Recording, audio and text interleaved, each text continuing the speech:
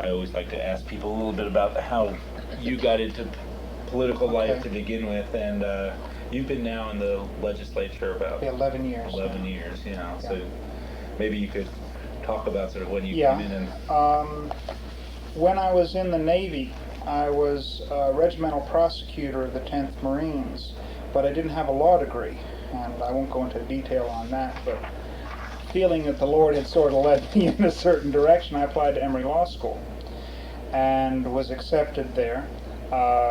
Eventually wound up in the evening section because of family situation. And one of my buddies was Hank Elliot. Hank Elliot ran for the 49th House seat when it was created back in 1970, and I was involved in his campaign via that relationship. And more or less got involved in DeKalb County politics, especially Republican politics, since then. And worked in the background, I guess, for the next 10 years as various capacities in raising funds, putting out yard signs, that type of thing. When Hank announced that he was not going to run for re-election, people came to me and said, well, you've had a big mouth so far. You said, this is the way it could be done. Go ahead and put your money where your mouth is. And so I signed up, came in second in my first primary, and survived a runoff, much to the surprise of myself and my family, and came down here sort of wet behind the ears, and I just sort of have worked my way and sort of bubbled to the top as now the minority whip for two sessions. Right. So you came in 80... Came in 83 it would be. With the new administration of Joe Frank Harris. Joe Frank Harris's administration. A whole bunch of Republicans came in along with Ronald Reagan's coattails at that particular time. Well, why don't we talk a little bit about, the legislature then compared to now? Well, you came in. At that particular time, there were only 25 Republicans down here, and the Speaker used to announce the meeting of the Republican caucus and then parenthetically put that it will take place in the phone booth in the East Annex or something like that. And we are more or less beaten about the head and ears and generally ignored. We'd throw stones and we'd scream and shout, but it was more or less, in order to get anything done, you had to kowtow and bow and go along with the crowd and be nice guys with the Democrats, and generally they ran the show. And Republican ideas were heresy, more or less, and Republican legislation was non-existent. We kept pushing and pushing, and of course after that had risen to 35 members, and now we're up to 52 members. And we're seeing a lot of those ideas which were heresy previously are now becoming, in fact, great gubernatorial programs and Democrat programs and that type of thing. Give some, for instance. Well, for instance, welfare reform is something we've always pushed. A referendum, the people having the right to have a referendum. Lo and behold, the Senate says we should have a referendum on the flag. The governor says we should have a referendum on the lottery. Suddenly people are starting to get the right to a referendum. Basically, the budget reform concept has been our concept for years and years, that we needed to get behind the budget as it was brought to us via the various departments to find out just exactly what made up the continuation budget, to see whether there were any obsolete or ineffective programs there, see whether they could be revised or eliminated. And that's been a long, long, long project of ours, and suddenly the governor, although he vetoed it last term, has now embraced it wholeheartedly this term, and it's a great reform idea of the Democrats. Well, we've been hammering on that for years. What accounts for the change, do you think? Well, I think part of the thing is a slush fund. I think the concept that the education department could have something which in fact worked out to a total fund of $5.2 million over 7 years, where it was complete discretionary spending.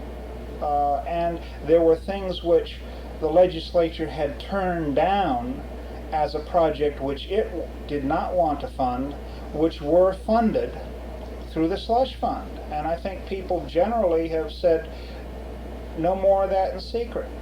None of that in secret.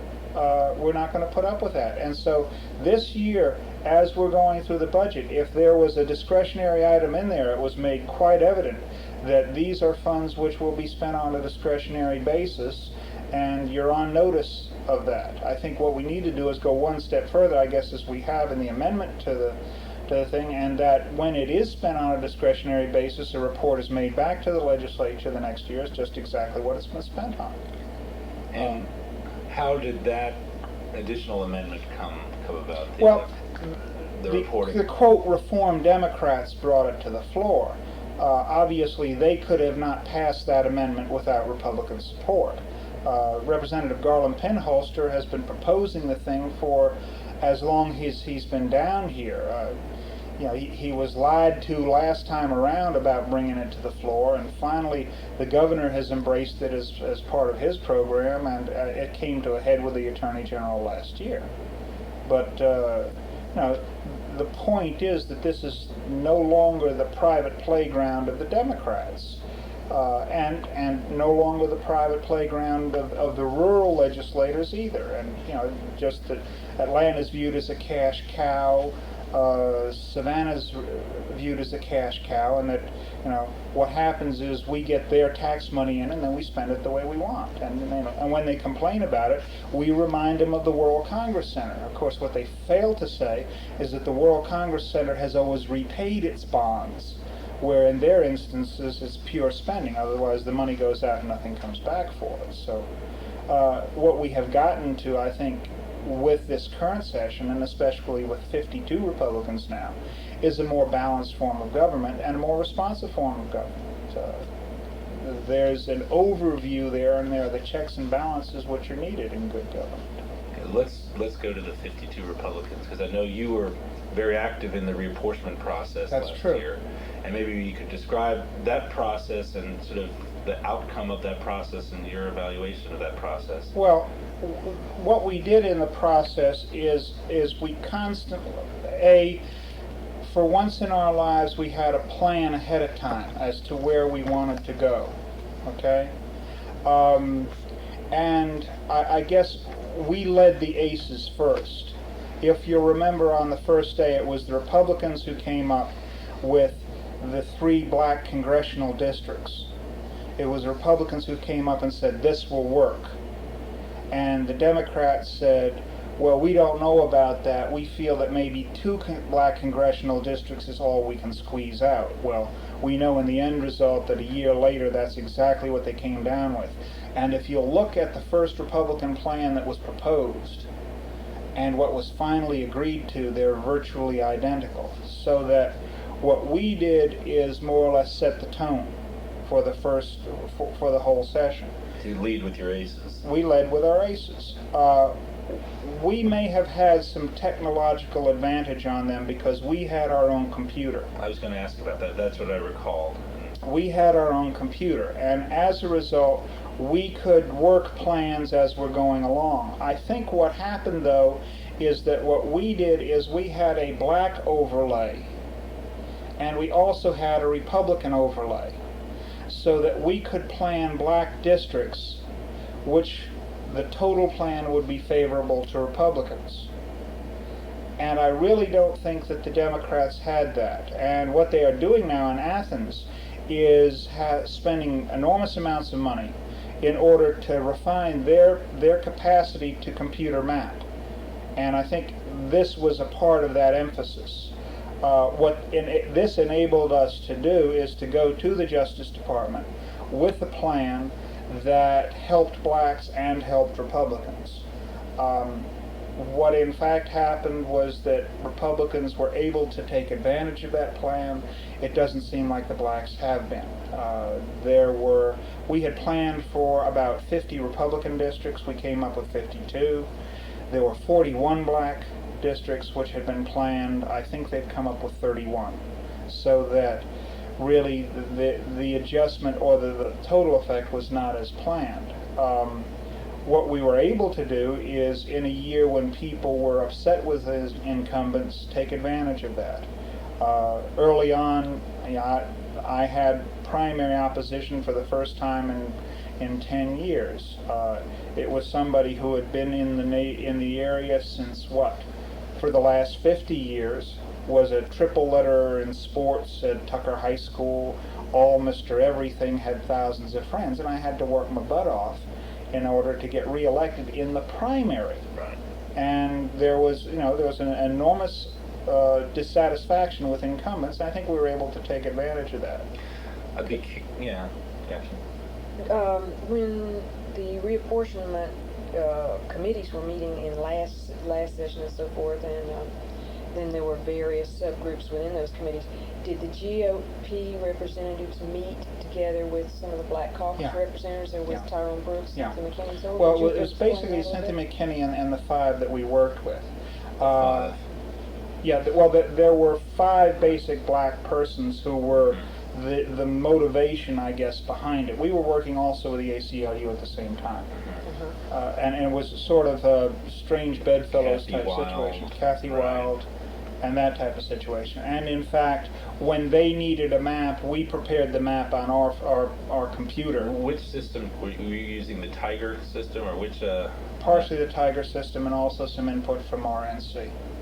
I'd be curious to know about the evolution of the strategy, including the computer element. Also, sort of how all this evolved from the Republican involvement in the early '80s reapportionment. I mean, I know Coverdale played a key role in that. Well, what Coverdale was able to do was more or less work a compromise. Okay, that particular compromise was never arrived at in this particular instance. As an example, in DeKalb County, we had 7 black districts planned where there was 60% or more black voting age population. The problem was the blacks weren't really satisfied with that. Some of the incumbents. Well, some of the incumbents, and they felt that they needed 80 and 90% black population, black representation, in order to get elected, so that it shrank from 6 districts to 5 districts, so far as the number of black. I think we had 7, and it shrunk to a final 6. I mean, I remember there were divisions within the Black Caucus about that. Oh yeah, very definitely, very definitely. And of course, we were upset with the process, because the process continually, otherwise they had a planning process initially where you planned in groups. Well, it was quite obvious that they had separated major Republican groups from each other so far as planning. For instance, Gwinnett County and DeKalb County were separated from each other. Fulton County and Cobb County were separated from each other, and this is called cracking. And we protested that early on. I think, and the problem was they were doing to the blacks what they were also doing to the Republicans. But the Justice Department was not really concerned with partisan, I guess, gerrymandering. They were more concerned with racial gerrymandering. So that what we tried to do is essentially get a good feature and get a good plan so that it helped blacks and helped Republicans. And that's basically what it boiled down to. Knowing that it would all go to the Justice Department. That's correct. Knowing that it all go to the Justice Department. Now, if you've ever met the Justice Department attorneys who were working on this, I think they were totally impartial. There was no partisan pressure, and in fact they were, I guess, people who had been in the Justice Department forever, and essentially they were not your classic type of, quote, Republican people, unquote. So that we got the Democrats, blacks, and the Republicans got a level playing field for them. There was no favoritism one way or the other, but the final result worked out. In addition, what we were able to do was capitalize on Republican growth in the urban areas, so that we were able to map out districts like Cobb County, like Gwinnett County, without too much interference, and with able to maximize our particular advantages. Well, what kind of support did the RNC give you? Basically, the planning support initially. They had one of the best seminars that I've ever been to, where they brought in the attorneys who had actually litigated voting rights cases. And they told us precisely the pros and cons in these voting rights cases, what the underlying theories were, that type of thing. And we met with them for about 2 days. And who is we? Well, basically, Republican legislators from here, also the attorneys who were dealing with it, Oscar Pearson and Frank Strickland, essentially got a good intensive overview from the people who actually had been in the vineyards working on this, and having that type of scope and knowing exactly what theory we were working on, where we were going to go, and essentially when we did something, RNC did not necessarily give us guidance, but if we wanted to bounce it off of them as to whether this was feasible, how it had worked nationally or something like that, we were able to bounce it off of them. They gave us the availability. They did not impose a plan on Georgia or anything like that. They were a resource, and we were able to use them as a resource going back and forth. They also directed us to those people who had major software, Yeah, I was going to like ask the Tiger program and that I mean, kind of thing. talk about who taught you the software, or how did that process happen? Well, essentially what we had done is looked at various software and taken recommendations from them as to software. What we discovered was that Georgia especially, and I think we've got one of the best reapportionment offices in the nation. I think Linda Meggers is head and shoulders above any other states. And most, where we were in the depths of intensive planning, other states were just short of shrugging it off, and then come November of I guess it was November of '91, suddenly they were all over themselves trying to do something where we had already worked on our plans, had a special session on the plans, and been able to do it. And it took a solid year in order to go through the process. The we you talk about on the Republican side is Correct. who? Is it? Well, it was the four Republicans, Jack Kingston, who was one of the beneficiaries from the congressional plan and got himself a good first district down there. Dorothy Felton, myself, Bart Ladd did a great deal of the computer work in adjusting. In fact, he'd spend maybe 48 hours at a time working on the computer in order to adjust and try various permutations and combinations, working it out. And we had somebody at the Republican headquarters, or at the corporation, I guess we set up our own private corporation, and the Republican headquarters allowed us to use space. That's basically what it worked down to, so that we had our own private, I guess, computer programmer there who was working with us also. So, the four of you didn't you did do, it sounds like, some actual hands-on laptop. Yeah. What we did is sat down at the computer, and what we did was work permutations and combinations. We'd be there for 18 hours sometime, adjusting it around and coming up with the sheets, seeing what the Republican numbers were, seeing what the black numbers were, seeing what the overall numbers were. In Gwinnett County, before we came down here, what we did was we worked out Gwinnett County ahead of time to see just exactly the particular wrinkles that we had, and then in fact what we did is generated a cassette and brought the cassette down here and fed that information into their computer. What they did is they had to reconcile that with their database, which took some time, but once that was reconciled with their database, we had already done for them the work that they had to do. And as a result, having done that in advance, the Democrats really had no opportunity to really get back. Our problem previously has been that the Democrats would come up with a plan, bing, and our reaction time with it would be extensive, so that by the time we reacted to their plan, they'd have another one on the table, and we were always maybe 5 or 6 steps behind them. We were technologically even with them now, and maybe even technologically superior to them, because I think they had their eye on the racial sparrow, and we had our eye on the political sparrow. And they never got around to the political ramifications because they were so absorbed with the racial connotations. Even though in 81, 82, obviously there were political as well as racial elements, in the 5th district. That was obvious, but the problem was that at that time they would roll out figures. Otherwise, these are what the demographics are, okay? And you'd have to accept them. because they were done manually. And that's the Okay? big difference That's between the the big 80s and the difference. 90s. Yeah. See, here what we could do is have them generate a cassette, take it back to our computer, feed the cassette into our computer, reconcile it with our database and do an overlay, and we may find that their figures are off, that their figures are not justified, and we work we work closely with the staff in there. In fact, Penny Williams is in my Sunday school class, so that I had a rapport with her immediately in working with the staff over there. And what we tried to do was work with them in order to achieve what we wanted. Like any political process, there were some concessions that had to be granted, etc. But generally, we were successful.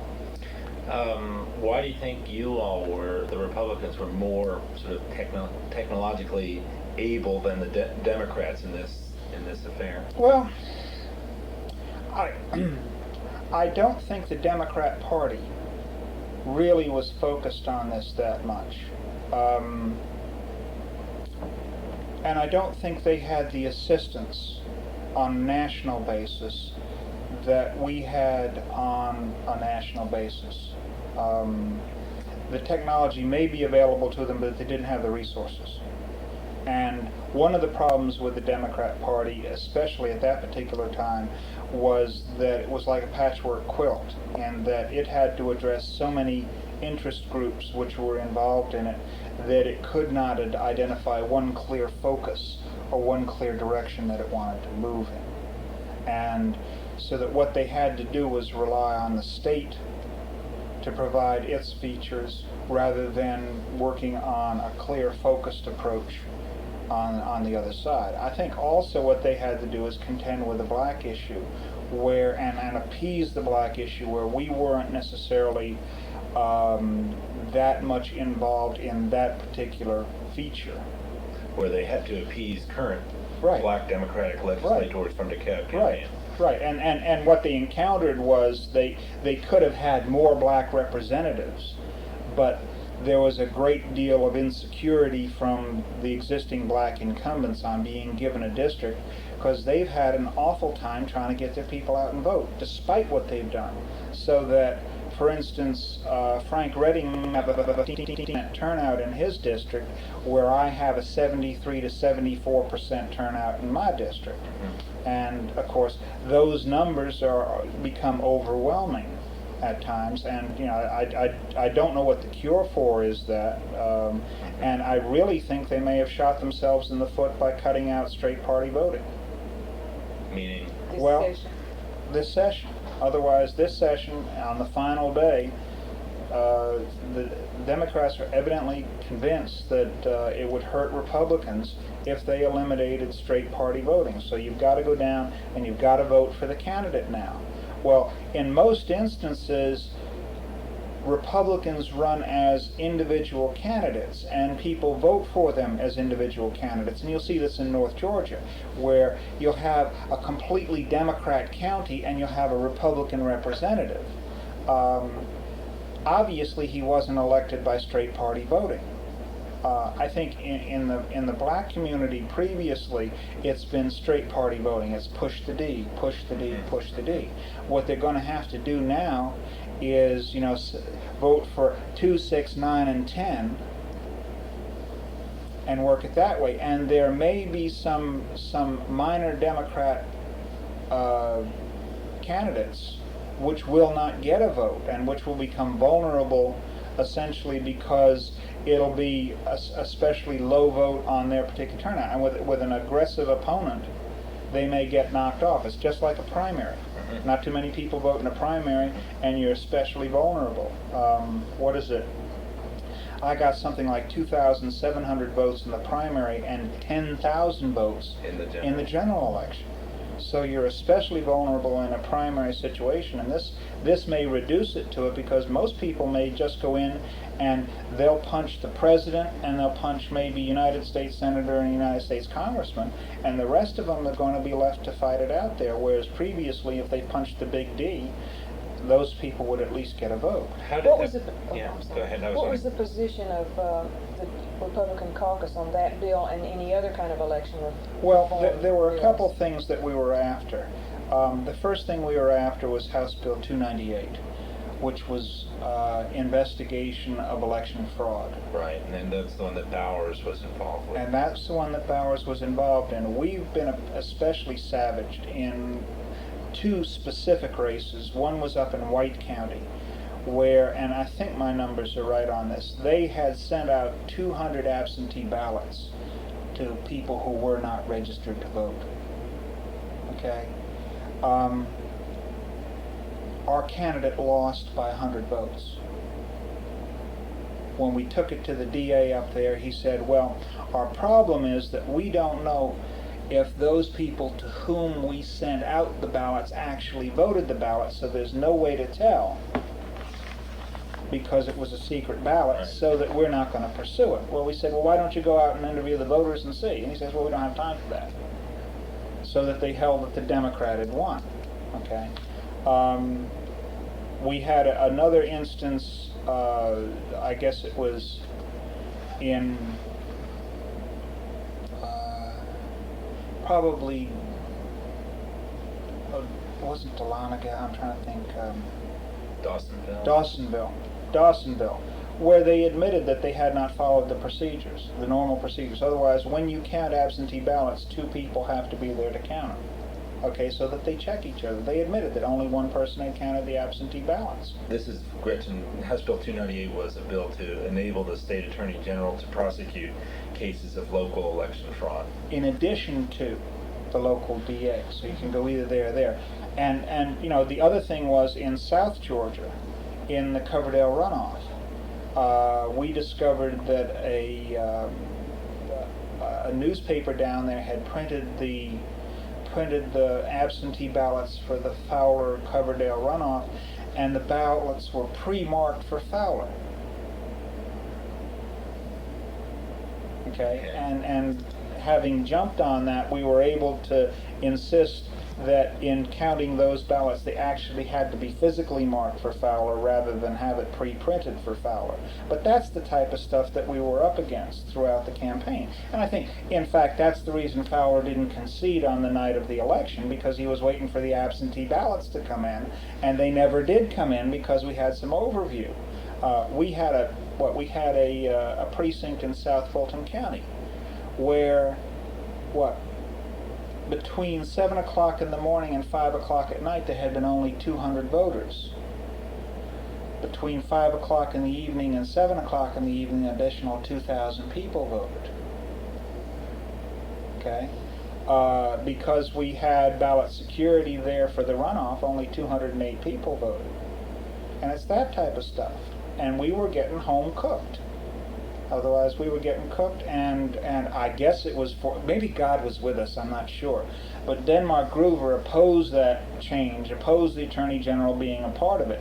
And if you remember, that was the day that he had his flag speech and all of that type of thing. And when it was brought down for an agree-disagree, when the Attorney General had been put back on the Senate, they had called him out in the hall for a press interview, a press conference.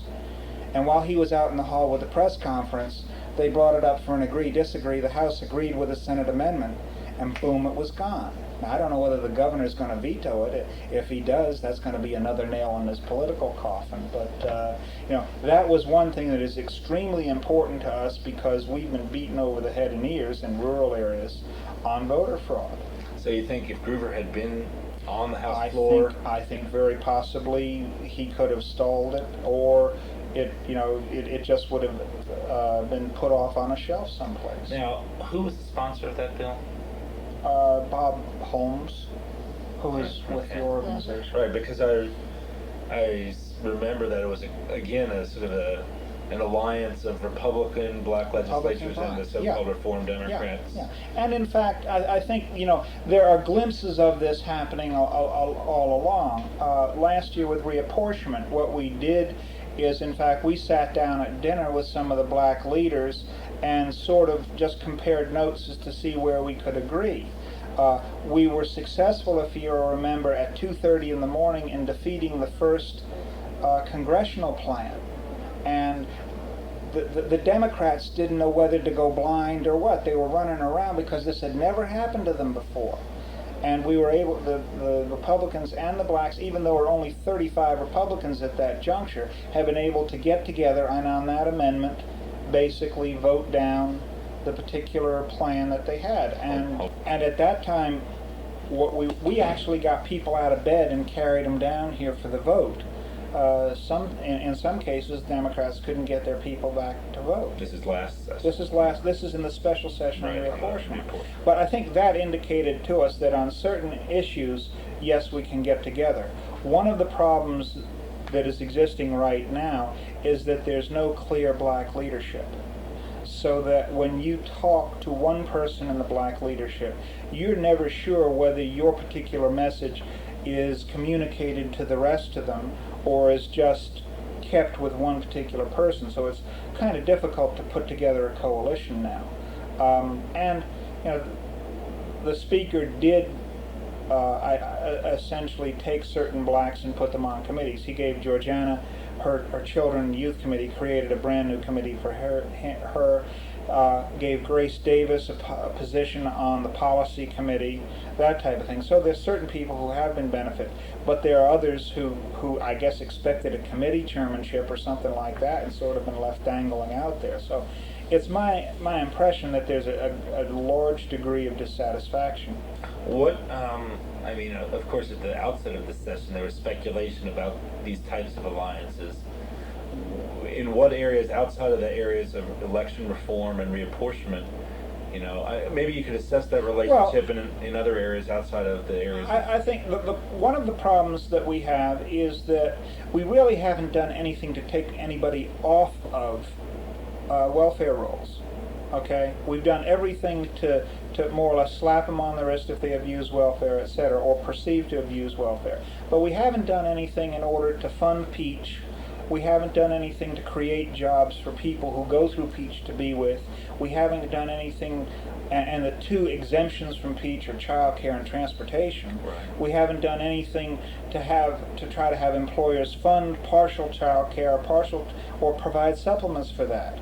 And these are things that need to be used to grease Peach's wheels, so that I think the final thing that we would like to see is some type of a private sector participation in that, to provide Peach with a viable means of getting people off of welfare. That should be the final goal, rather than penalizing employer people incentives, or right, tax incentives, whatever, for employers in order to become involved in the process.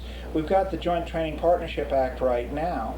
We can use some of that money and direct it, get a waiver or something like that, and direct that money specifically for Peach jobs.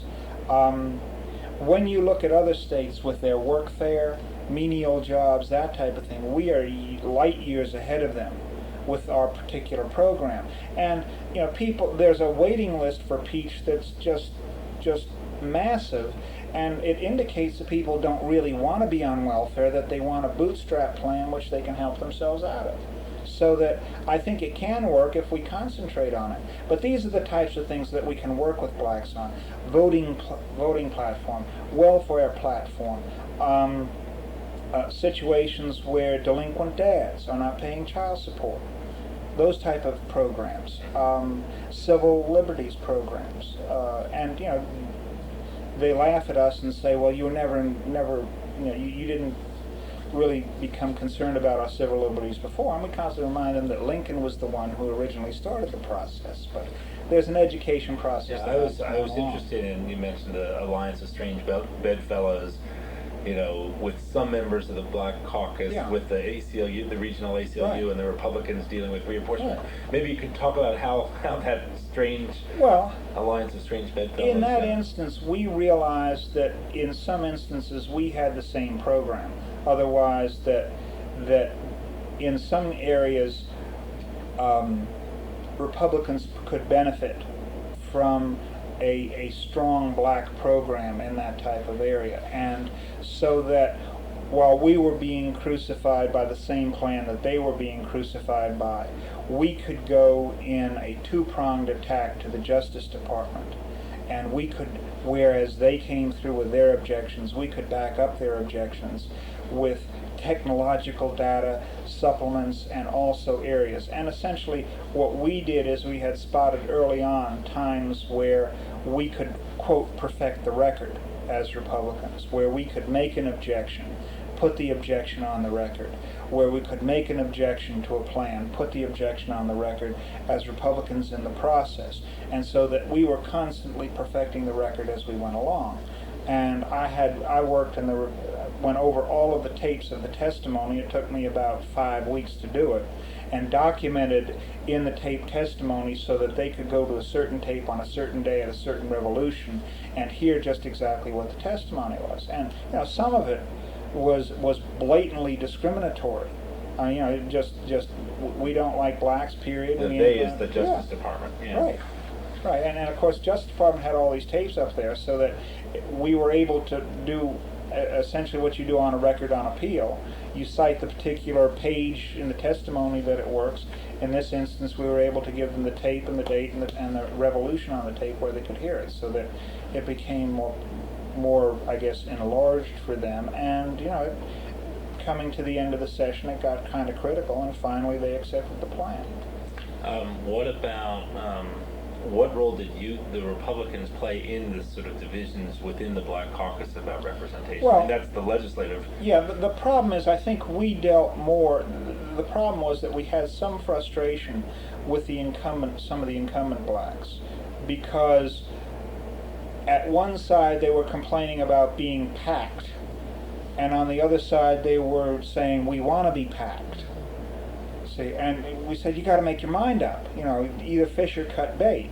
Either you're going to have what is called a black majority district of 60%, and God, if you can't win with 2/3 vote or 2/3 of the voters, then you've got a real problem. They said, yes, we do have a real problem. We've got a problem practically because that. So, we said, well, look, you're objecting to be packed on one side, but then you want to be packed on the other. Make up your mind. And so we had, they could never make up their minds which way they wanted to go. And not necessarily Tyrone, but with Cynthia. Cynthia had a clear plan of what she wanted to do and where she wanted to go. Representation. Right. And so we worked with Cynthia and we worked with the ACLU. And what happened is the ACLU sent in their objections to the black plan, and then we sent in a letter that supplemented that, so that we sort of worked in tandem on that. You follow, in essence, the ACLU's lead in pushing for the maximum. What we did first is discuss between us just exactly what the objections were. Then we said to the ACLU, this is where we see the problems. We see a problem in Dougherty County. Okay? We see a problem here, we see a problem here, we see a problem there. In Dougherty County, we don't think we can elect Republicans. That really doesn't concern us, but this is something that you need to look at. And here's the way that we think you should look at it. So having had that discussion, they then framed their objections, and then we came in behind them and supplemented their letter. But it sounds though that it sounds as if you actively did engage yourself at some level in the divisions within the and in fact, otherwise they did not have a computer. The ACLU did not have a computer. No. So that, where did they generate their numbers? Well, from? basically, we generated the plan for them and gave them the plan, and then they brought it over. So I had thought that Kathy Wild and some others were taught the Tiger software, but to my knowledge, they may have had it here, and they may have been taught the Tiger software, but to my knowledge, they didn't have a computer. And on occasion, we generate a plan for them and provide them with the plan, and then they'd bring the plan in, so that I guess we had some foreknowledge of what was coming down. Maybe it also sounds like what was happening here was part of a South-wide strategy on the part of the RNC as well. I think that's a part of it. That's part of it. And of course, what worked in one place probably could work in another place. That's where we came from. And we, for us, in the House especially, we were successful beyond our wildest dreams. I don't think if we had told you that we were going to come back with 52 members, you said you're drunk. You're cockeyed optimists. Our problem right now is holding those 52 people in here, because in looking at the figures, a lot of them won by 53, 54, 55, 56% of the vote, and they're going to be vulnerable. How cohesive was, of course, as we know with Fulton County, when you get more people in, the delegation becomes more diverse and splintered and so forth. How would you assess the 52 Republican House members in terms of cohesiveness? Well, I think what we've been able to do on those things which have been important to us, on those things that have been crucial, we've been able to generate 51, 49, 50 votes. We may have one or two people who are still freelancing out there someplace. And where it's been really, really, really important. In other areas, there have been divisions. We have people who are ultra conservative, okay, and essentially, even to the, if a buzzword is used, they expect a conspiracy, that type of thing. We have people on the other side who are quite liberal. Kathy Ash is an example. But when we need the cohesiveness, when we need to pull together on set items, and 651 was an example, the governor's golf course, when that originally came out, we were able to put that off for 2 weeks. We were able to substantially sanitize the bill before it got to the floor, and it was the Republican pressure. And where we have been successful is in amendments, okay, and where there's a light house, the Republicans will be there, and where you don't need 91 votes to prevail. Boom, we've been there with the amendments, and we've been successful with it. For instances?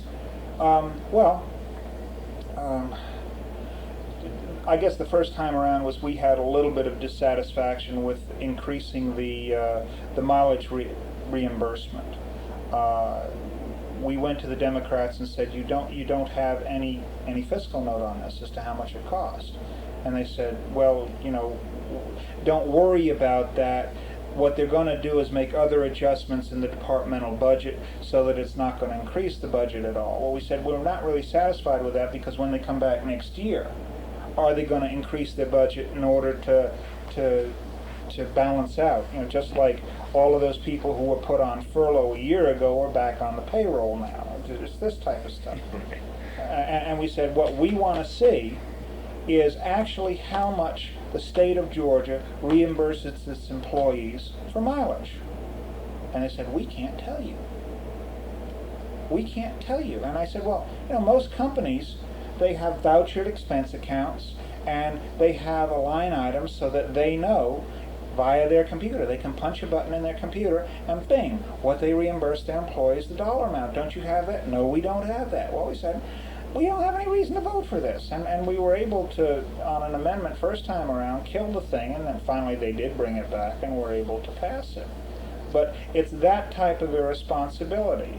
They knew that on 651 we had the votes to probably kill it, and they pulled the bill twice. I think they pulled it. And there were some things in there where the authority had unlimited bonding capacity, unlimited authority to buy and sell land, unlimited authority to lease, and the governor had unlimited authority to sell state property to the authority. What we had done was given up everything, all the power we down here, and the authority, being autonomous, could build the Taj Mahal out there, and we would have absolutely nothing to say about it. So we were able to get all of that stuff taken out of the bill. One of the problems with the governor's golf course is they had already spent $550,000 without any authorization. So I think it was more or less a done deal that it had to get passed in some form in order to cover themselves on that. And that was a gripe there. And the thing was that had been magnified by a situation down in Tifton. It was the agriculture department. Yeah. Where I think they had evidently leased some property to an individual. He had made $150,000 worth of improvement on the property, and then found out that they didn't have the authority to lease it to him, so he wanted to be paid back for his $150,000 worth of improvements. And they were between a rock and a hard place. Okay, so are you saying then that the Republican presence has probably this last session been most effective in the area of amendments, Yeah. with the lighthouse, and probably in the area of budget reform and that type of thing. And essentially we're moving toward that. We're moving toward what could be called zero-based budgeting every 5 years, which is healthy. One thing I'm concerned with is that it's internal auditors who are going to be doing the auditing. In Alabama, what they've been able to do is get the big 8 accounting firms to provide outside auditors in order to do the auditing, and it's on a volunteer basis, so that the state does not pay any tax money at all for the audit, and it works out great. Is this something of, I know you say you're describing the Republican legislators as something of a balance of power in these kinds of... I think, yeah, well, not necessarily a balance of power, but once again, focus. Okay, Billy McKinney really from the well, and what we had done is he had questioned the integrity of a Republican representative, I guess about a week earlier. Oh, well, yeah, I remember that little yeah. foray, and he had brought a local bill to the floor, okay, and we were really angry with him. So we had his local bill brought out and voted on separately. And because it was the time for voting on local bills, the Democrats weren't on the floor. We defeated his 2 local bills, okay? He then asked for reconsideration, and they were passed on reconsideration the next day. But Billy found out just exactly what happens when we're focused and when we work together. And you know, on 651, Billy made it a partisan matter, and once it became a partisan matter, then it was a done deal. But Billy said, look, they've been voting, you know, they've been caucusing, they've decided already this morning what they're going to do. And I think salutatorily, what we made the Democrats do is they had their first partisan caucus in years. Now, we point out to people that ours are open to the press, theirs was closed. But we forced them into having some democracy even in their own caucus by virtue of what we had done in our own caucus. And so I think maybe even the Democrats are better for the Republicans being down here. I was reading through the paper, and I actually find very little mention of Republican caucus activities and so forth. Maybe you could talk about, I mean, there's been a Republican caucus for a long time, but let's talk about before this legislative session, what was the legislative agenda going into the session? Well, some of the situations that the Republican caucus had previously, and there were 2 of them. One was when Johnny Isaacson was running for governor. More or less what we did is let Johnny set the tone and Johnny set the agenda. And it was a desire that we did not come up anything which A, would embarrass him, or B, cross him up, right, so that we were cohesive in that particular effect. Last time around, I think there was more or less a protect yourself on reapportionment. Otherwise, don't stick out and make yourself an object or a target, so that everybody was low-key through that. Once we had attained some ability to make a difference, now we could go ahead and essentially do something positive down here. What the Senate did is they had a press conference at the first part of the session, and the press ate them alive because they set out their magnificent agenda and they said, this is what we want to attain, this is what we want, and this is what we want to attain. And the press basically said, well, that's idiotic, you can't attain those things, and then you can't do those things, and you know, you're just blowing smoke. What we chose to do is to have an agenda, but essentially not put it out as such. And obviously we do have some security problems in our caucus. You know, as the speaker brags, 15 minutes after we meet, he knows precisely what we've done. So you don't roll all of your aces out at the same time. And what we've been trying to do as caucus officers is pick a general format, and then when items have come up over there, we have had a response to those. An example is the budget, where we had, you know, money for golf courses, money for halls of fame, etc., and so forth, and we were financing repairs at the University of Georgia with 20-year bonds, and probably the roofs would wear out in 18 years, so we were paying for 2 more years after the roof wore out, which was idiotic to us. So that we came up with a response there. What we were also disturbed with was that the Supreme Court justices had a proposed 10% increase in salary, that all of the state employees except for the General Assembly had a 2.5% increase, and the teachers were getting zero. And essentially the Democrats were also lying to us because they said they were getting a 3% increase. Well, anybody who knows how teachers are paid know that every 2 years they have a step increase, and by virtue of longevity they get a 3% increase. It's been there, it's always there. It's nothing new that was given to them. But they were not getting a pay increase, yet we were financing all of this other pork stuff. So that what we did was work out a program where we continued the austerity cut that was put in last fall, and that seemed to not hurt anybody because we had re-employed everybody who had been put on furlough. President Clinton had proposed a 3% cut for the federal government. If he'd done it there, it seemed perfectly logical for us to do it here. And what we did is, by virtue of that and cutting out the golf courses, and we also cut out a golf course in a Republican district, so that we were bipartisan on that basis, down on Jekyll Island.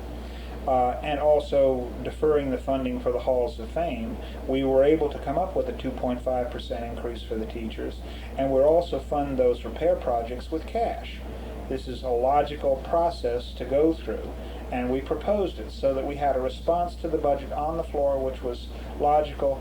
It didn't really hurt anybody, and the 20 departments who we affected by the 3% cut were not those that provided any services. Otherwise, DHR was not cut, the education department was not cut, that type of thing was not cut. And we provided a logical, and essentially what we did is got the Democrats to vote on it, so that we now have a distinction between whether you vote for pork or whether you vote for progress. See, and they're going to see that in the next election. And of course, that's where we've been going, and rather than just throwing rocks, we've more or less turned the corner now and become part of the governing process. And of course, that's difficult for us, because now deciding what we want to propose rather than what we want to oppose. That's sort of what I was getting at. Yeah. I mean, you've been the loyal opposition. That's correct. And so I'm talking about sort of how are you going through this Well, transition? the transition is difficult because what we've got to be is cohesive, and that's difficult. And we've had some internal problems, some growing problems. I have an enormous amount of sympathy for Yeltsin. He. I more or less went through the same process that he's going through now. With the old guard? Right. Well, yeah. The problem is that I think a lot of people came here with expectations, okay? And the new Republicans came here with expectations that they were going to make massive changes and they were going to have immediate reform, and that doesn't work that way down here. So that essentially, while I don't think they're completely satisfied with what we've been doing, we have made enormous progress compared with the past. So the whole issue of reform, of course, this was touted as the newest legislature, the freshest faces, the changed legislature, the reformed legislature. There's the challenge to the speaker. Maybe we could talk about the degree to which there has been reform, first of the legislative process. I mean, there was a lot of attention brought in. I mean, Republicans' term limits was, you've been associated with. Yeah, otherwise our concepts on term limits have come down. Our concepts on limitation of expenditures, TELs, tax and expenditure limitations. The supermajority over in the Senate has been proposed. Expenditure limitations have been proposed. All of those things which have come down. And the situation is very often we've worked in the background. Otherwise, we've worked with the author and sat down with the author of the bill and got an amendment agreed to, rather than having to have a bloody fight on the floor. And an example of this was when the ethics bill first came out. And this may be a minor thing, but when the ethics bill first came out, if one of the members of the ethics committee was involved in an ethical charge, then the speaker was able to appoint his replacement. Okay? We had a problem with that, because if we had a replacement who was hostile to the person who was being charged, that tipped the balance. Okay? Also on the Ethics Committee, they can't come down with a decision without the participation of a Republican there. So that was a major concession, that you have to have a Republican agree with the opinion of the Ethics Committee. And what we finally resolved was, yes, the Speaker could pick the replacement, but he would pick from a list provided from the Republican Party. So we got the opportunity to propose who he should pick. And these type of things. How did you get those concessions? We sat down with Tommy Chambliss, okay, and we said, we really think this is fair. This is what we want to do. And Chambliss said, well, I don't know. Let me tell you. Obviously, he went to the Speaker. And the Speaker said, well, I'm not going to have my authority to appoint challenged. Okay? Right. But I will make a compromise where they provide me with the people from whom I can pick. See? An example also, I guess, is life without parole. Okay? Speaker takes the floor and takes a position, and boom, gets defeated. That hasn't happened in a month of Sundays. Right. Okay, so that, and in addition, there was a number of times where the Speaker had to vote or did not vote in order for the passage of a bill to go over. He's never been put in that position before. He was last session a couple times, but he's never put in that position before. See, and each time I think there's more of a diverse. As Larry Walker said this year, nothing's going to be easy. Everything is going to be questioned. We're going to have to explain everything. And you'll notice on the budget debate, usually the budget is a done deal. I think we spent something like 4 hours picking that budget apart before it was voted on. So that there's a lot more analysis, and I think right now the people who have come down here are a lot less willing to accept the party fiat on something, and they're more liable to take the effort to look into it themselves and really to disagree with their leaders. Is that on both sides? On both sides. On both sides. And so it's a whole maturation process. 60% of our caucus is new people. And they are somewhat frustrated in that they don't have as much a part of the leadership as they wanted to have, nor has the leadership really made the major changes that they envisioned they could make down here. I know when I first came down here, I wanted to abolish the supplementary budget. That was, the horrible griffin down here, and that was something that was absolutely an anathema. And when you realize the supplementary budget allows us to provide for contingencies, and that we need that particular feature. Flood relief or whatever. Right, flood relief, or adjustment in the schools. Right. DeKalb County has an enormous influx and outflux in its schools, and to allow them to adjust their budget and get additional funds for those kids, you got to have that safety valve. And so the point is that how can you have a supplementary budget but have it so that you don't increase the pork in it, and so that in the revenue estimate you don't play around with it. Otherwise you deliberately have a low revenue estimate in order to build into a surplus which you can spend in the supplementary budget. One thing I advocate is really let's get a revenue estimate from outside the government so that we don't have a political consideration in it. There is, I guess, what are called the gnomes of Geneva, otherwise those people out there who are the number twisters and crunchers, but they can come up with a lot more reasonable number and a lot more reasonable forecast than we can come down here. And also, there's always the suspicion that the revenue estimate is tainted politically. And of course, he missed it by $75 million last year, so that we get put between a rock and a hard place. And the problem is it wasn't our fault. It was the revenue estimate's fault, but when the public looks at that, they say, you don't know what you're doing down there, do you? Right. That type of stuff. Right. Well, let me just form group before. Maybe you could discuss, their presence in this session and your relationship with them.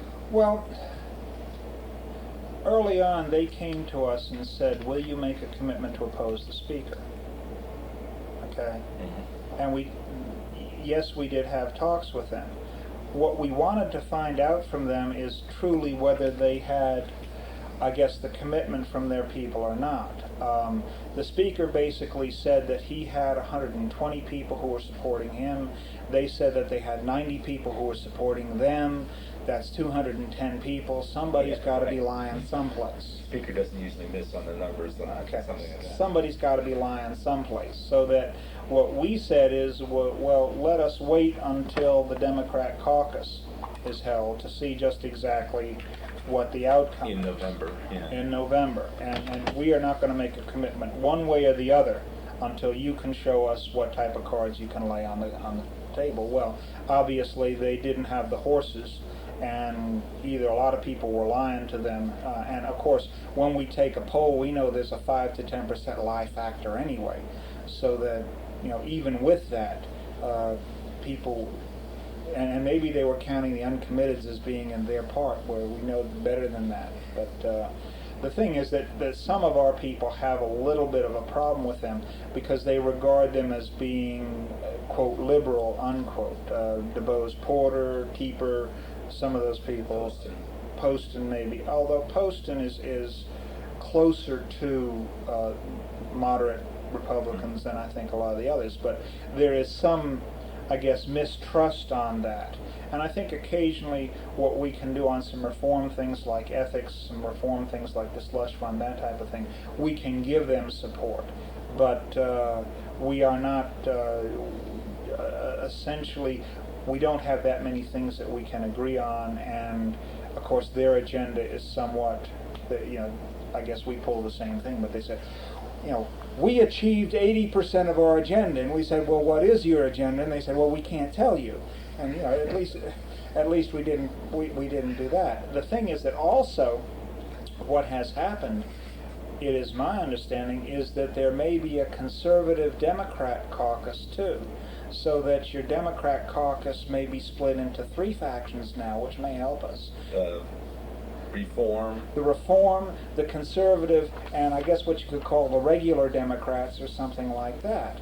But essentially, the presence of Republicans has made the Democrats invent something in order to give some of their people a home. And we've had people come to us and say, I want to become a Republican, but I don't want to do it alone. And you've had members of the House that said, yeah, and we said, well, what we're trying to do is talk with other people and maybe give you the opportunity to come with somebody, so that I can see what the Democrats are trying to stave that off. And it used to be that the speaker would come over to us, and he did this with me.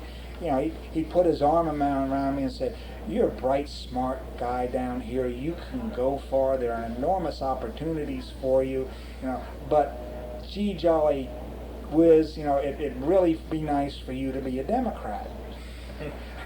And of course that has sort of turned now, that people see that in some areas they may be threatened by Republicans. Hall County, Cherokee County, those areas where there's a growing presence of Republicans, there's a very real pressure. Even up as far as LJ, we now have a Republican senator, so that I guess the 400 corridor is our road to the promised land or something like that. But how would you describe whatever relationship you do have with the speaker, and how has that evolved? Well, I think essentially it has evolved. I know he was really, really concerned when we brought up the matter of impeachment last fall. It was a surprise to him, which he does not like. He did not like the way we did it. And he did not like the way the press reported it, because what we did say is the information has become available to us. We have not done a thorough audit of it. Yes, if we find that somebody has lined their pockets from the fund, we are going to impeach them. Okay. We have not been able to find that evidence, and as a result, that's one of the reasons why we have not gone forward with impeachment. The other is that Georgia law is extremely vague on impeachment. Okay, it has no grounds for impeachment. It has the process for impeachment, but a person can be impeached for any reason at all or no reason at all. And it's my particular belief that it should be for high crimes and misdemeanors. And in fact, if it's not for high crimes and misdemeanors, you're not going to get the support from the legislature to do that. And if you're not going to get support, you don't need to do it in the first place. So that he was, I guess, personally insulted by that. And I've learned down here, if you're going to be personally insulted by anything, you've sort of lost the object of the game. So that initially he would not even talk to us here. You'll notice that the minority caucus does not appear on any lists. Our phone number is not on any lists, anything like that. We're sort of a non-entity that's out there someplace officially. Okay. Is that any difference from what it has been over the years? Not really, except that he's made concessions because we've had an office in the Capitol. Okay. Out of convenience, we've been relegated to an office in the back of the LOB, but this is great for us, okay? I mean, we're right down the hall from a reapportionment. Right. We're 2 floors from the cafeteria. We're 2 floors from the post office. Great location, and people don't come off the street in order to use our phone here. So, we're perfectly comfortable back here, and but we have no official identification. And so one of the leaders is, if you'll go with the speaker, he'll give the Republicans an office in the Capitol. Well, we're not going to sell our souls for an office in the Capitol. It's not that important to us. And what he has done, evidently, is those people who he has made either on the policy committee or like that have been in areas which have been previously occupied by Republicans. Right. But Traditional. this is petty stuff. It's like kids in school and type stuff.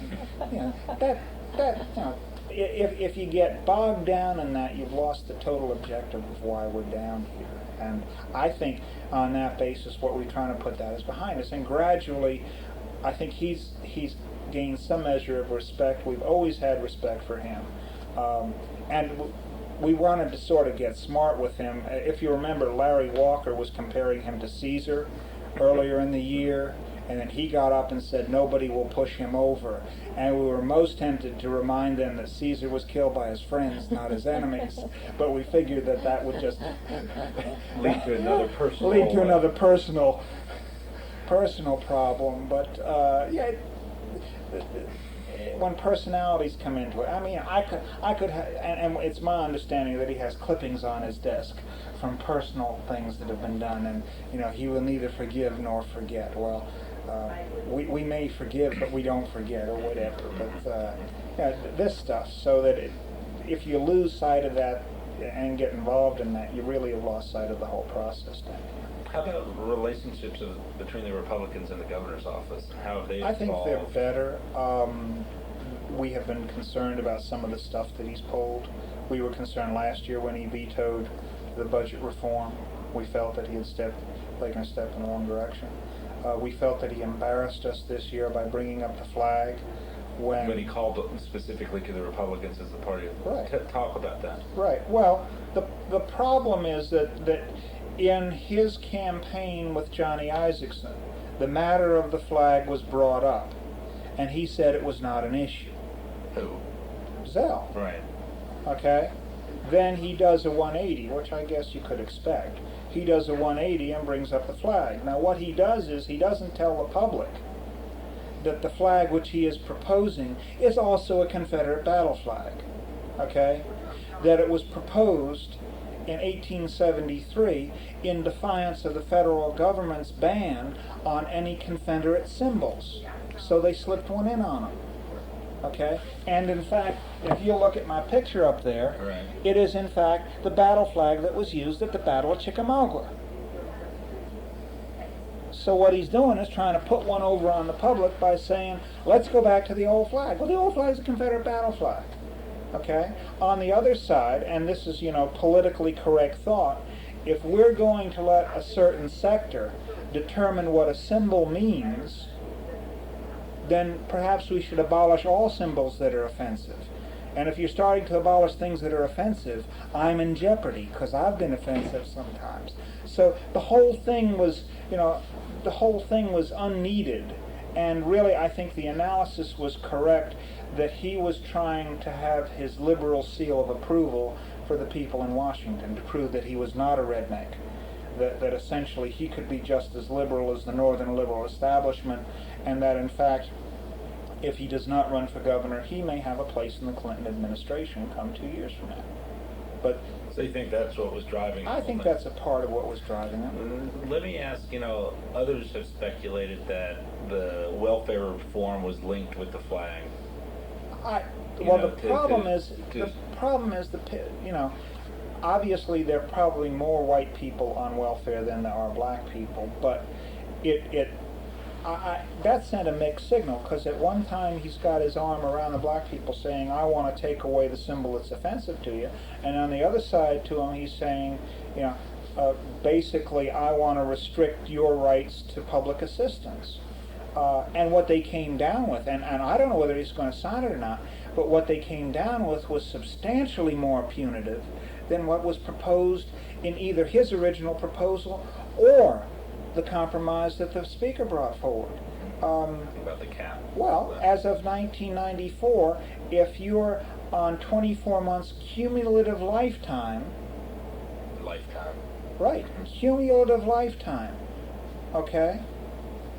And it is your first child, you cannot get compensation for that child. Okay? The situation of requiring girls to go back to live with their families. Okay? A lot of these kids don't know where their family is. Okay? I guess I have an unusual perception behind this, in that my first job after college was an epidemiologist for the Public Health Service in the slums of Charlotte. And I had to hunt people down. And I know that a lot of my clients moved every 60 days. They were just a couple steps ahead of being thrown out. And I also learned that if you want to find out where they are, go find their mama. Because their mama will always know where they are. But the point is, a lot of these young ladies don't know where their family is. It would be an increased burden to force them to go back with their family, and so that what we're going to have is probably more abortions on that basis, or we're going to have more people who are truly destitute and are abandoning their children and that type of thing. So, the whole thing seemed to be a mixed message. And is he appealing to the conservatives on this side and appealing to the liberals on this side? Do you think it was deliberately a mixed message? Where's he coming from? I don't know. If he's going to run for a term, he's got to fish or cut bait. He can't be all things to all people, especially in a modern age of communication. So getting back to the flag, you knew that it was going to be the dominant issue. What did the Republicans I think decide that to do basically beforehand? the Republicans never took a set position on it, because we had a number of people who went one way. For instance, Kathy Ash flew the quote new flag or old flag outside her house, so that we had a division. We had a division on it. I think most Republicans said, overwhelmingly my constituents don't want to change. I'm not going to change. And I'm not going to change especially because it's a symbol which is offensive to a small portion of the general public. That's not sufficient reason to change. So fundamentally, outside of some individuals, you chose not to enter that fray. No, and I think, what we did was, neither did we have public comment. We did have a bill in for a referendum, because we felt that a referendum in connection with the general election in '94 would help us. Obviously, Miller also saw that, because he didn't push the referendum item. Also, a referendum goes back with our public initiative plan. Right. See? Right. Good. We had some questions about ethics legislation, Go since ahead. you were on the ethics committee as well as being in this position. I guess do you see the legislation passed last year working as well as it should be?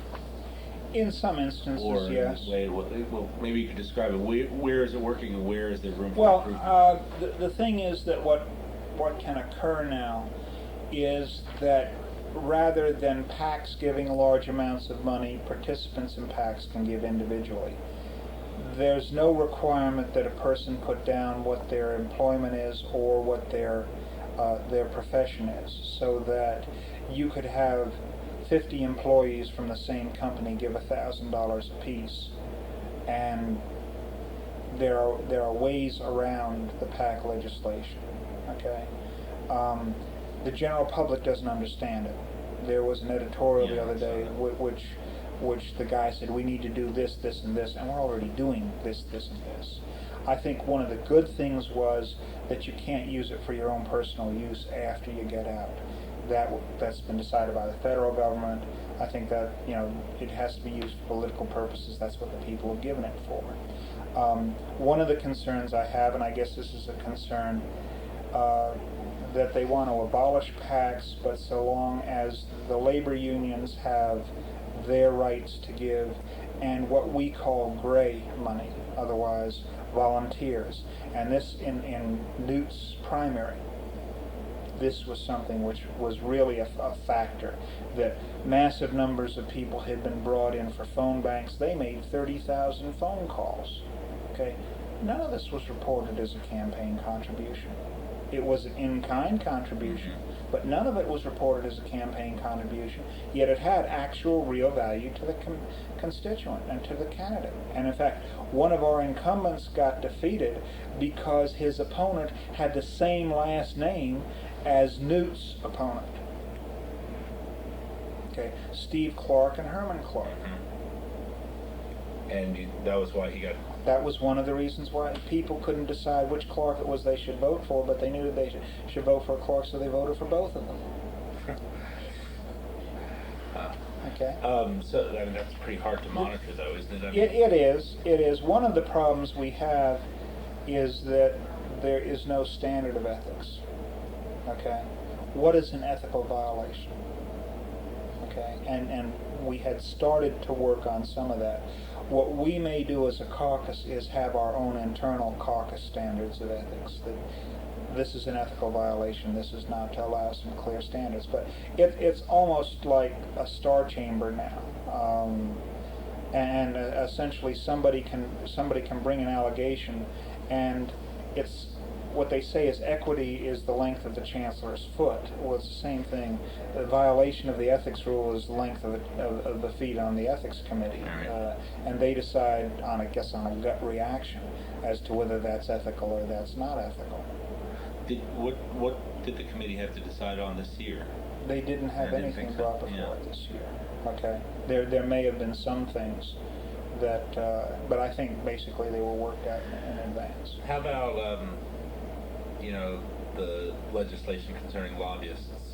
You know, how do you think that's worked I out? think that it's effective, and I think it's good because people know now who are the major recipients of the lobbyists' benefits, and I think the public needs to know that. Otherwise, I don't think people are really swayed that much by lobbyists. Otherwise, if a lobbyist takes you to lunch, you know, you're not in that lobbyist's pocket. And I think people who make that allegation are really demeaning the legislators. But if somebody has $750 spent on them, or has their honeymoon paid for, or gets a trip to Canada, yeah, the public needs to know that. And the public needs to know just exactly who's receiving the money and what they're receiving it for, and then the public can put their voting record beside those particular lobbying efforts and see whether in fact the people were influenced and whether they're not, whether they were lone wolves, whether they made a departure from the previous way they vote. Out of curiosity, in your experience, how has the lobbyist community reacted to this? I've had no otherwise they've got to do this in other states. They've already got the mechanism set up. Okay, I think some of them have taken advantage of it by being nebulous about what they've given to, or in the matter that they've given. You know, and some of my best legislation is where I've been able to take a piece of legislation, go down and sit at lunch with a lobbyist and go through it and say, where does this work, where does this not work? And where the lobbyist couldn't do that in a public forum, could do it at lunch, and then we can bring back the thing and say, okay, you know, there are problems here, there are no problems here. And we were able to get some very good legislation which was acceptable to both sides by virtue of being able to be informed that way. I think those of us that have been here any amount of time know that the lobbyists you have to take it for what it's worth, and you have to know that there's a specific bias to the information they give you, and you need to see the other side if you're intelligent at all. It's almost inherent in the... Oh yeah, yeah. But they provide an important amount of information because there's well, I mean, we had one young Republican who wanted to ban the sale of alcohol where you sell gasoline. What he did was wipe out the convenience store business.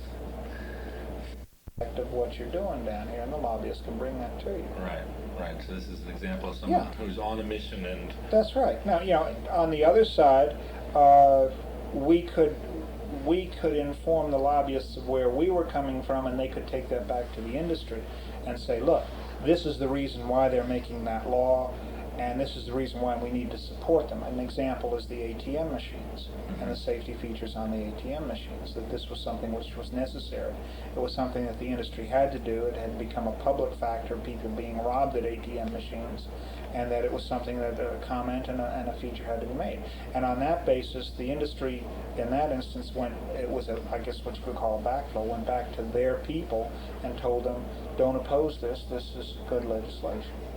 Wasn't there a proposal that Chambliss made concerning investigations about misconduct of legislators and state employees in closed hearings? Wasn't there some? Yeah, and well, one of the problems is, and it's much the situation that our stock and trade is our reputation. The Republicans, sure. Well, or anybody, the legislature. Anybody down here. Yeah, right. Our stock and trade is our reputation. Mm-hmm. If somebody, and obviously there's a great temptation to make a false allegation just to get in the papers, or to tell a half-truth. Okay? And in situations like that, this is the reason why personnel matters are not open, a part of open records. Sure. Okay? And we felt on the same basis, if an allegation is made, just as a grand jury meets confidentially, that in fact the committee should meet confidentially in order to determine whether there's any substance to the agreement. If in fact the person themselves wants to make it public, then they can make it public. Okay? But, as an example, I have a potential opponent going around the neighborhood misrepresenting my particular position in the matter. Okay, I had to write a strong letter to the Department of Transportation substantiating what my actual plan was and distribute it to the rest of the neighborhood. But obviously, that type of misrepresentation is enormously attractive, especially where you're in, I guess, political races that get down to the end justifying the means. I only have a couple more questions. I'd be interested in, who you identify in the freshman class, both Democrats and Republicans, as sort of people to watch in the future. People who learn the ropes, who seem like the real comers on both sides of the political fence. I think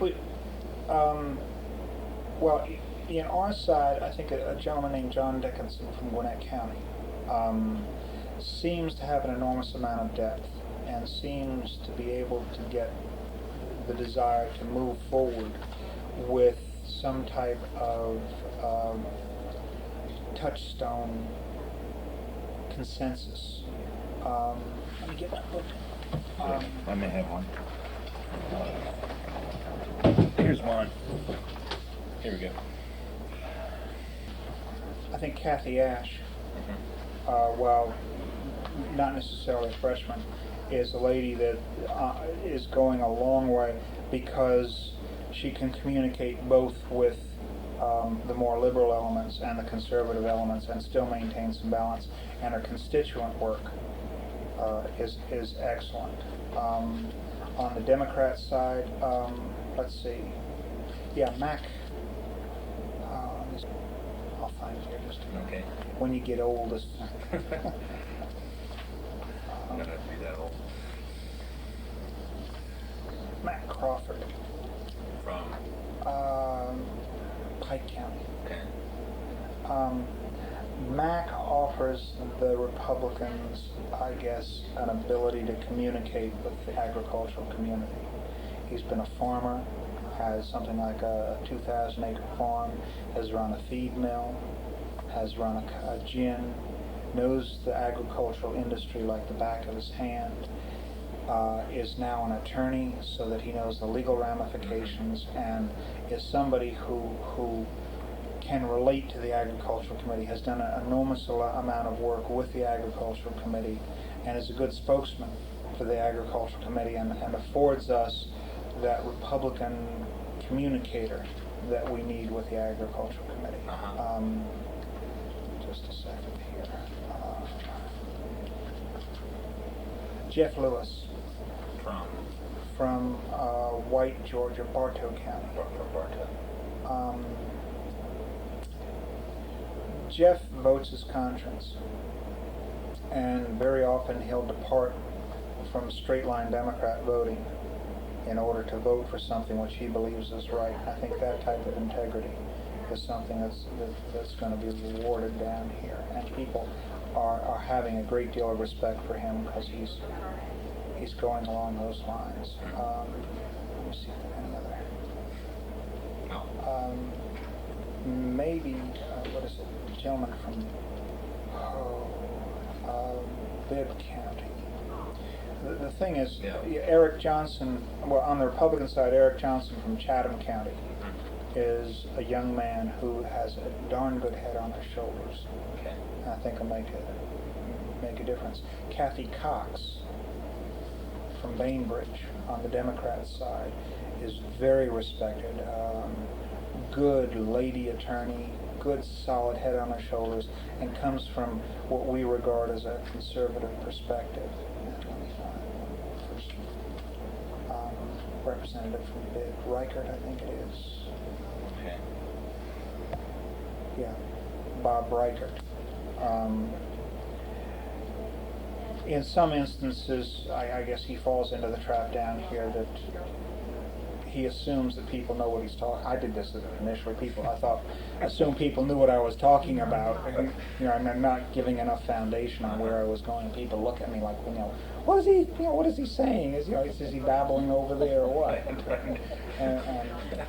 But he's got a good head on his shoulders, and I think that in the freshman class.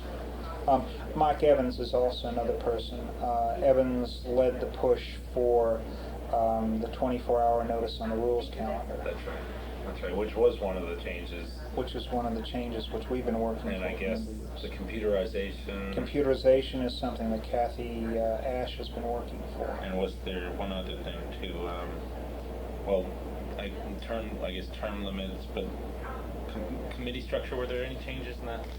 Committee structure thrown out this year? I don't think so. I think that's a mixed bag.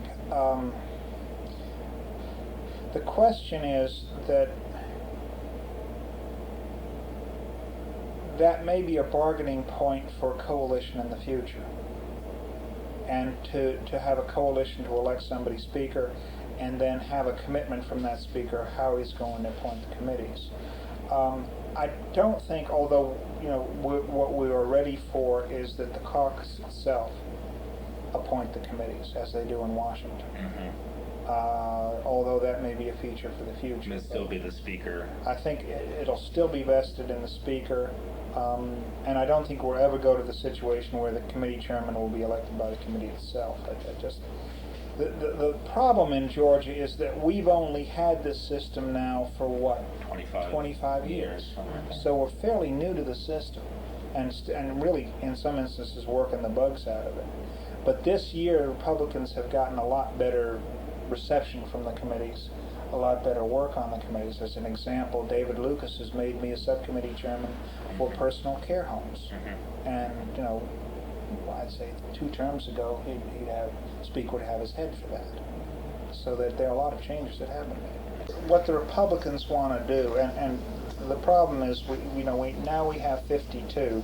The question is, how do we get to 91? And that particular feature is something that is sort of out there. Of course, the situation is we need to concentrate on holding 52 in a gubernatorial election, and then how can we add people from there?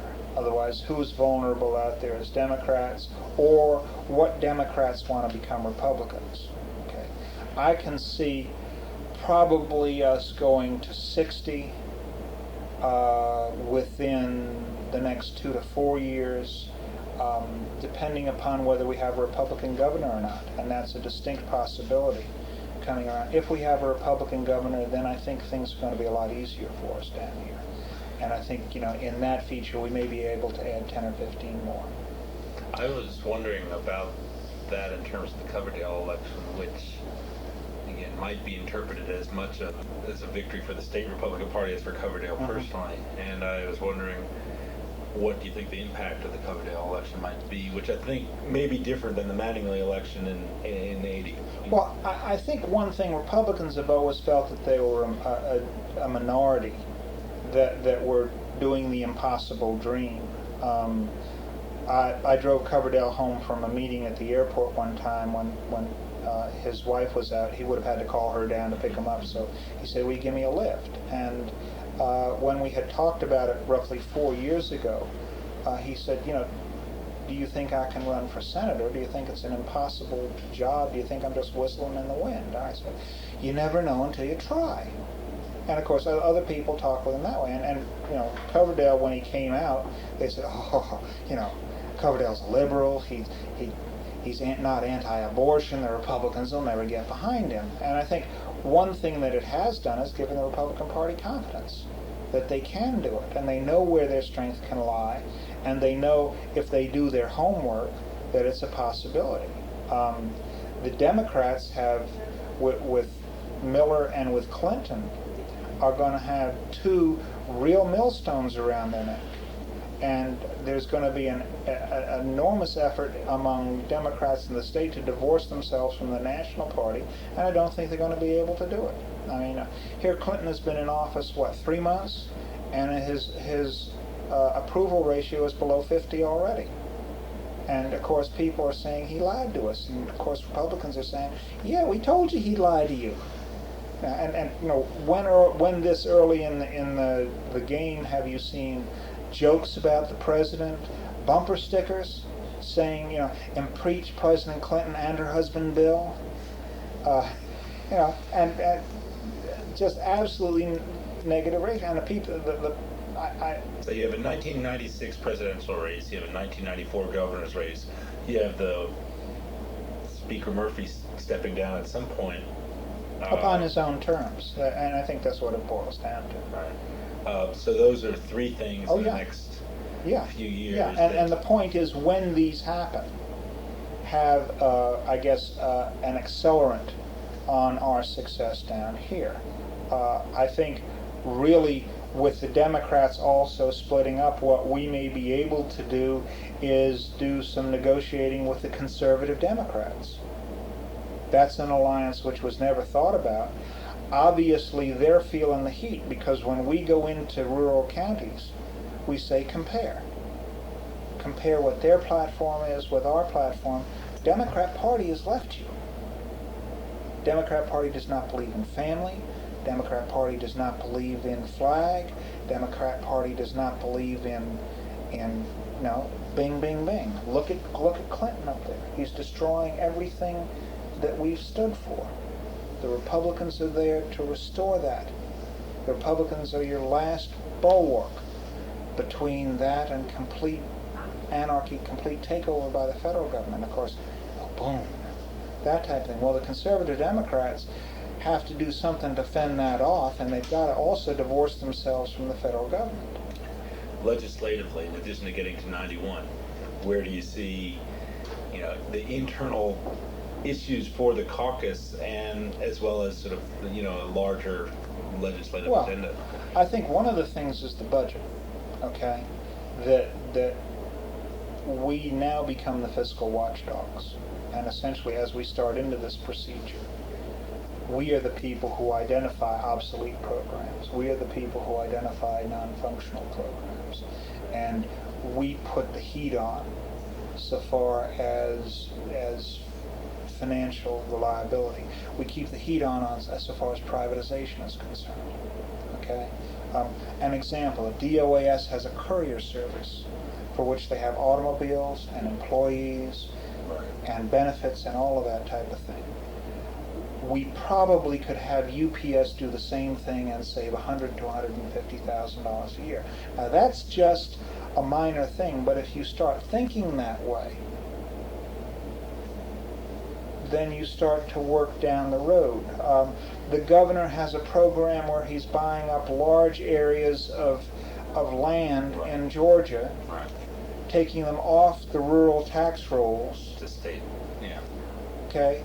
He's harming rural counties. The problem is that if these are becoming part of the national forest system, they're allowing loggers to come in and clear-cut areas that have never been clear-cut before.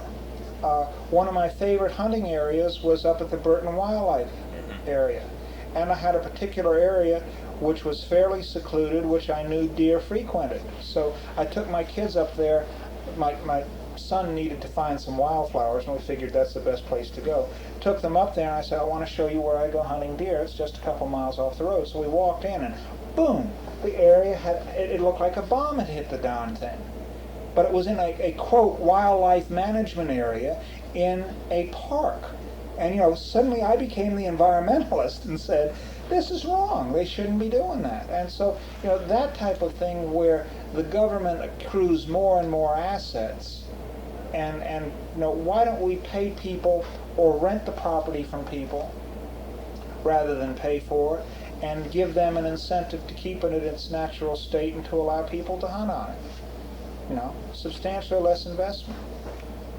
And also we don't take it off the tax rolls of these rural counties. And in fact, what is it, in McDuffie County, it constituted 20% of the land area, so that what we as a legislature now have to do is come back in and supplement their taxes for the land that we've taken off the tax rolls. That's screwy. Okay. So the budget is right. The central arena. Like he says, the economy's stupid.